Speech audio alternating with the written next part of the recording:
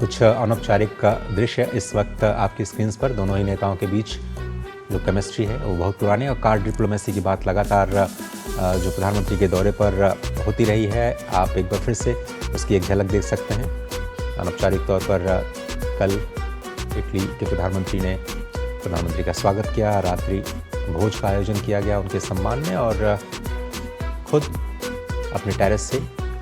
Italy का खूबसूरत नज़ारा एक्सप्लेन करते हुए और संभवतः वो इटली की संस्कृति और सभ्यता और वहाँ के पर्यावरण के बारे में कुछ प्रधानमंत्री को जानकारियाँ दे रही हैं। बहुत ही अभिरुचि के साथ प्रधानमंत्री उन्हें सुन रहे हैं और कल की ये तस्वीरें हैं। हर यात्रा का एक औपचारिक पहलू और अनौपचारिक पहलू और आप देखें कितनी सहजता के साथ दोनों ही वैश्विक नेता इस वक्त तस्वीरों में बहुत ही सहज तरीके से नजर आ रहे हैं और वो ऐतिहासिक इमारत भी इस वक्त दिखाई दे रही है जहां पर प्रधानमंत्री नरेंद्र मोदी और इटली के प्रधानमंत्री इस ऐतिहासिक स्मारक के दौरे पर भी इस कार्यक्रम के बाद पहुंचे थे।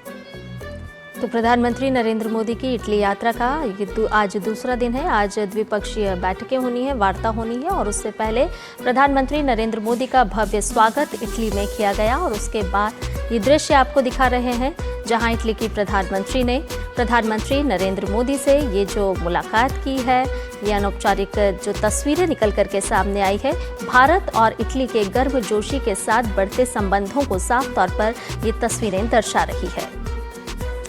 इससे पहले चाहे G7 शिखर सम्मेलन रहा हो या फिर G20 का मौका, दोनों नेता बहुत ही गर्मजोशी के साथ मिलते हुए नजर आए और वैश्विक मंचों पर भारत और इटली के जो संबंध हैं उनको बहुत ही मजबूती के साथ दोनों ही देशों ने एक विश्वास के प्रतीक के रूप में रखा और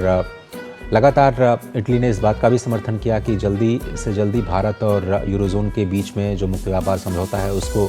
किया जा सके और स्वयं इटली ने एक देश के तौर पर इसको आगे बढ़ाने में महत्वपूर्ण भूमिका निभाई। G20 के दौरान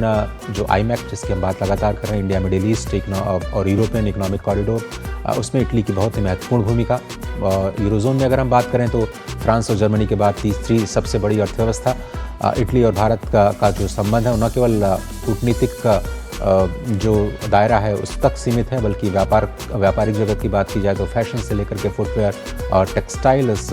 ऑर्गेनिक केमिकल से लेकर के मेडिकल इक्विपमेंट्स तक, रक्षा सहयोग से लेकर के इंफ्रास्ट्रक्चर और स्टार्टअप इकोसिस्टम में जो तालमेल की संभावना बनती नज़र आ रही है। दोनों ही देश चाहते हैं कि वो द्विपक्षीय संबंधों को और मजबूत बनाए और जो बहुपक्षीय मुद्दे हैं उन पर भारत